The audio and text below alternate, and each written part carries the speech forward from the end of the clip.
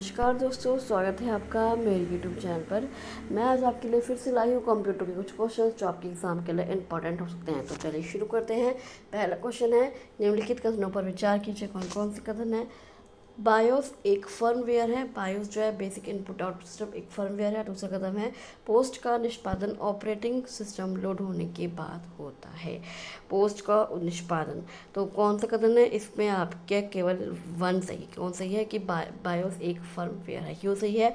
BIOS basic input output system एक विशेष प्रकार का सॉफ्टवेयर होता है जो कंप्यूटर के मदरबोर्ड पर एक रोम चिप में स्थायी रूप से स्टोर रहता है, जो परमानेंटली स्टोर रहता है। हार्डवेयर और सॉफ्टवेयर के बीच की इस कड़ी को फर्मवेयर कहा जाता है। दूसरा क्या है? पोस्ट का निष्पादन ऑपरेटिंग सिस्टम लोड होने के बाद होता है। ये गलत है। जो पोस्ट होती है, पोस्ट क्या होता है? पोस्ट ऑन सेल्फ टेस्ट प्रक्रिया कंप्यूटर चालू करते ही ऑपरेटिंग सिस्टम लोड होने से पहले होती है। ये लोड होने से पहले होती है, ऑपरेटिंग सिस्टम लोड होने के बाद नहीं होती। इसका काम क्या होता है? इसका काम समझना होता है कि कंप्यूटर के सभी मुख्य hardware parts, RAM, keyboard, hard drive आदि सही तरीके से काम कर रहे हैं या फिर नहीं। नेक्स्ट क्वेश्चन आते हैं, निम्नलिखित में से कौन सा युग्मक सही सम्मिलित है? पहला है HTTP फाइल ट्रांसफ़र, दूसरा है FTP FTP की फाइल ट्रांसफ़र, तीसरा है SMTP वेब ब्राउजिंग, या फिर चौथा है DNS ईमेल भेजना। तो इसमें आपके कौन सही है? FTP file transfer. इसका बिल्कुल यह बिल्कुल सही है। इसका उपयोग होता है इंटरनेट पर एक कंप्यूटर से दूसरे कंप्यूटर में फाइलों जैसे डॉक्यूमेंट्स और इमेज भेजने के लिए। HTTP क्या होता है? HTTP होता है वेब ब्राउजिंग, वेबसाइटों को लोड करने और वेब पेज देखने के लिए किया जाता है, ना कि मुख्य रूप से फाइल ट्रांसफ़र करने के लिए। नेक्स्ट क्वेश्चन आता है, निम्नलिखित कथनों पर विचार कीजिए। पहला है, कैचे मेमोरी की गति सामान्यतः रैम से अधिक होती है। दूसरा है, कैचे मेमोरी सेकेंडरी मेमोरी का भाग होती है। इसमें भी आपको केवल वन सही है कि कैचे मेमोरी की गति सामान्यतः रैम से अधिक होती है। जो कैचे मेमोरी होती है बहुत ही हाई स्पीड मेमोरी होती है, जो सीधे CPU के अंदर या उसके बहुत करीब स्थित होती है। यह रैम की तुलना में बहुत तेज़ी से डेटा को एक्सेस करती है। दूसरा गलत है कि कैचे मेमोरी सेकेंडरी मेमोरी का भाग होती है। कैचे मेमोरी प्राइमरी मेमोरी या CPU के का हिस्सा होती है, कि CPU के अंतर्गत आती है, ना कि सेकेंडरी मेमोरी के अंतर्गत। यह एक पूरी तरह से वोलेटाइल मेमोरी और सेकेंडरी सेमीकंडक्टर आधारित होती है। नेक्स्ट क्वेश्चन आता है, यदि किसी URL की शुरुआत HTTP से होती है तो इसका मुख्य कारण क्या होता है? क्या होता है इसका मुख्य कारण? कि URL की शुरुआत HTTP से होती है तो उसका कारण होता है आपका सुरक्षित कम्युनिकेशन। क्या? सुरक्षित कम्युनिकेशन सुनिश्चित करना कि जो कम्युनिकेशन है वो इनक्रिप्टेड हो। यदि किसी URL की शुरुआत HTTP से होती है तो उसका मुख्य कारण होता है सुनिश्चित कम्युनिकेशन सुनिश्चित करना। यह HTTP का परिणाम होता है हाइपरटेक्स्ट ट्रांसफ़र प्रोटोकॉल सिक्योर। इसमें S का मतलब होता है सिक्योर करना, जो SSL और TLS सर्टिफिकेट के जरिए काम करता है। ये क्यों ज़रूरी होता है? जब आप किसी वेबसाइट या पर अपना पासवर्ड, क्रेडिट कार्ड नंबर या कोई व्यक्तिगत जानकारी डालते हैं तो HTTPS उसे गुप्त कोड में बदल देता है। इससे कोई भी हैकर बीच में आपका डेटा नहीं चुरा सकता। मान लीजिए किसी भी वेबसाइट पर आप अपना डेटा डाल रहे हैं, क्योंकि यह पहचान की पुष्टि यह सुनिश्चित करता है कि आप असली वेबसाइट से जुड़े हैं, किसी नकली या फ्रॉड पेज से नहीं। नेक्स्ट क्वेश्चन आता है, निम्नलिखित में से कौन सा प्रोटोकॉल ईमेल प्राप्त करने के लिए प्रयुक्त होता है? कौन सा प्रोटोकॉल जो ईमेल प्राप्त करने के लिए होता है वो है आपका POP3। कौन सा? POP3। क्या होता है POP3 का काम? यह प्रोटोकॉल मेल सर्वर से ईमेल को डाउनलोड कर क्या करता है? यह प्रोटोकॉल ईमेल सर्वर जो होता है वहाँ से ईमेल डाउनलोड करके आपके डिवाइस जैसे कंप्यूटर या मोबाइल पर लाता है। इसके अलावा ईमेल प्राप्त करने के लिए IMAP internet message access protocol का भी प्रयोग किया जाता है। नेक्स्ट क्वेश्चन आते हैं, निम्नलिखित कथनों पर विचार कीजिए। कौन कौन से कथन है? रोम एक वोलेटाइल मेमोरी है। रोम में संग्रहित डेटा पावर ऑफ करने पर भी सुरक्षित रहता है। रोम में संग्रहित डेटा पावर ऑफ होने पर भी सुरक्षित रहता है। तो इसमें आपको कौन सही? इसमें आपका 1 और 2 दोनों ही सही है। रोम एक वोलेटाइल मेमोरी है, जो रैम एक वोलेटाइल मेमोरी है। रैंडम एक्सेस मेमोरी जो है वोलेटाइल मेमोरी होती है, अस्थायी मेमोरी होती है। इसका मतलब है कि जब अब तक कंप्यूटर चालू रहता है इसमें डेटा बना रहता है, लेकिन जैसे ही कंप्यूटर बंद होता है इसके साथ डेटा पूरी तरह से मिट जाता है। जो रोम में संग्रहित डेटा होता है वो पावर ऑफ होने पर भी सुरक्षित रहता है, क्योंकि ये नॉन वोलेटाइल मेमोरी है, एक स्थायी मेमोरी है। इसमें कंप्यूटर को स्टार्ट करने वाले निर्देश जैसे बायोस स्टोर रहते हैं, जो कंप्यूटर बंद होने या बिजली कटने पर भी सुरक्षित रहते हैं। नेक्स्ट क्वेश्चन आता है, निम्नलिखित में से कौन सा वेब ब्राउज़र नहीं है? कौन सा इसमें से वेब ब्राउज़र नहीं है? तो गूगल। कौन सा? गूगल एक वेब ब्राउज़र नहीं है। गूगल एक सर्च इंजन है, यह इंटरनेट पर मौजूद जानकारी को ढूंढने का काम करने वाली एक वेबसाइट और सर्विस है। नेक्स्ट क्वेश्चन आते हैं, बाइनरी संख्या 101101 का डेसिमल मान क्या होगा? क्या होगा आपका इसका मान? तो इसका मान होगा आपका, क्या होगा इसका मान? इसका मान होगा आपका 45। कैसा? 45। अब वो क्यों होगा वो मैं आपको कैलकुलेशन करके बता दूंगी। नेक्स्ट क्वेश्चन आते हैं, निम्नलिखित में से कौन सा नेटवर्क डिवाइस विभिन्न नेटवर्क्स के बीच डेटा पैकेट फॉरवर्ड करता है, अग्रेषित करता है? कौन सा नेटवर्क डिवाइस है जो विभिन्न नेटवर्क के बीच डेटा पैकेट फॉरवर्ड करता है? तो वो है आपका कौन सा? राउटर। कौन सा? राउटर।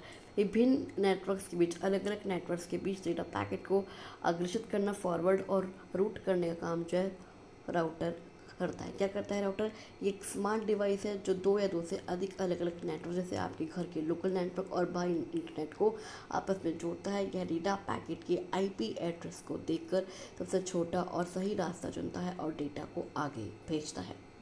नेक्स्ट क्वेश्चन आता है, एसक्यूएल में वेयर क्लॉज का मुख्य उद्देश्य क्या है? क्या है वेयर क्लॉज का मुख्य उद्देश्य? तो वेयर क्लॉज का मुख्य उद्देश्य है रिकॉर्ड्स को फिल्टर करना। क्या है? रिकॉर्ड्स को फिल्टर करना।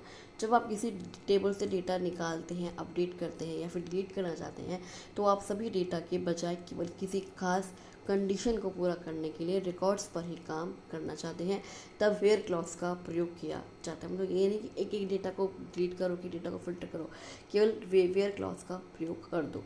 यह क्वेरी केवल उन्हीं कर्मचारी को रिकॉर्ड सिखाएगी जिनकी सैलरी 50,000 से अधिक है। वो मैं आपको क्वेरी दिखा दूंगी।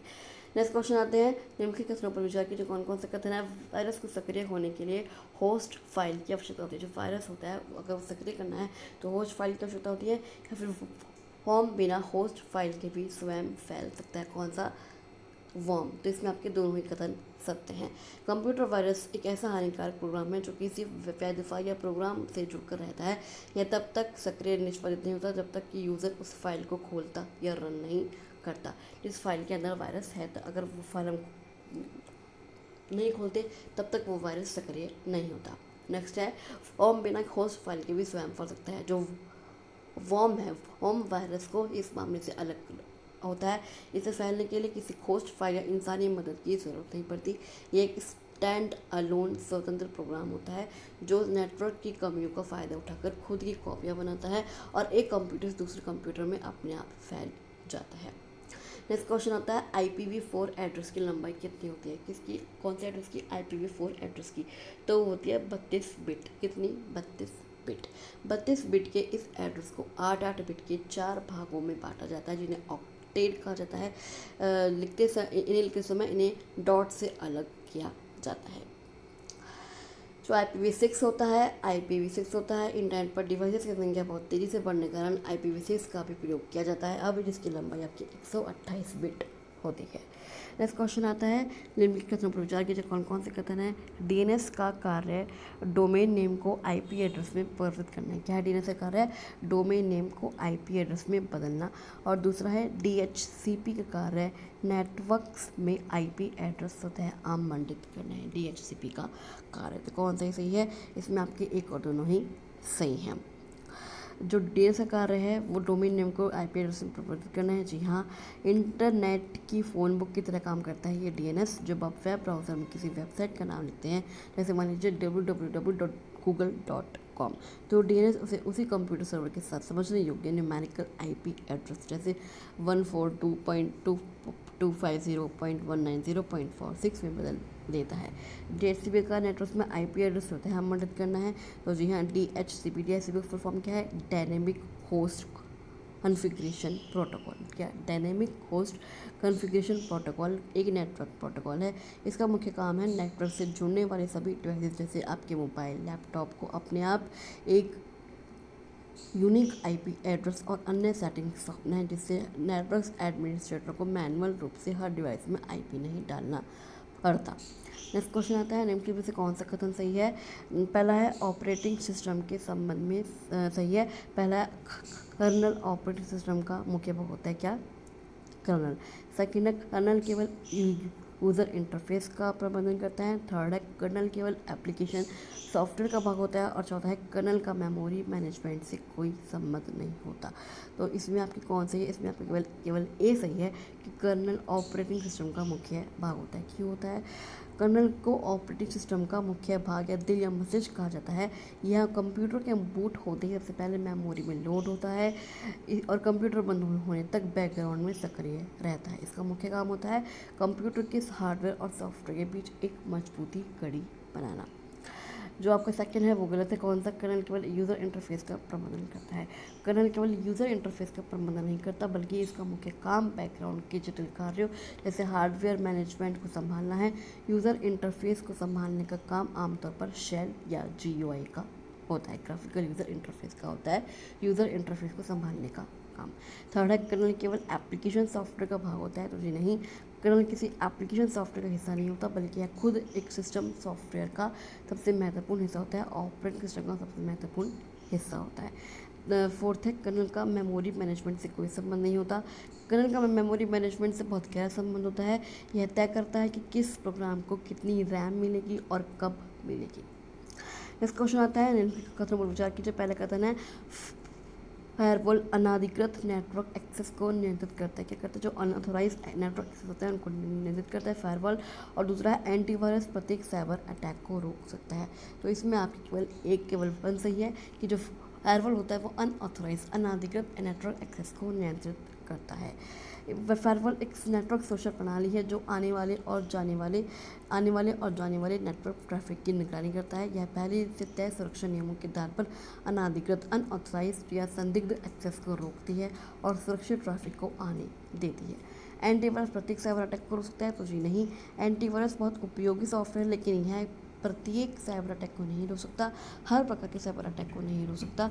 साइबर हमलों के नए और जटिल तरीके जैसे कि ज़ीरो डे एक्सप्लॉइट्स, ऐसे हमले जिनकी कमियों का पहले से पता ना हो, एडवांस सोशल इंजीनियरिंग या टारगेटेड नेटवर्क अटैक को अकेले पारंपरिक एंटीवायरस से नहीं रोका जा सकता।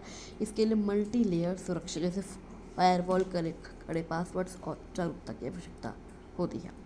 तो चलिए, आई होप आपको एक कंप्यूटर क्वेश्चंस अच्छे लगे होंगे, ये MCQs, ये वीडियो अच्छी लगी होगी। आपको ये वीडियो कैसी लगी मुझे कमेंट बॉक्स में कमेंट करके ज़रूर बताइएगा। अगर आपको ये वीडियो अच्छी लगी हो तो आप इस वीडियो को लाइक कर सकते हैं, शेयर कर सकते हैं और इस चैनल को सब्सक्राइब करके ज़रूर जाएगा। चलिए, मैं आपसे मिलती हूँ अगली वीडियो में, तब तक के लिए थैंक यू सो मच।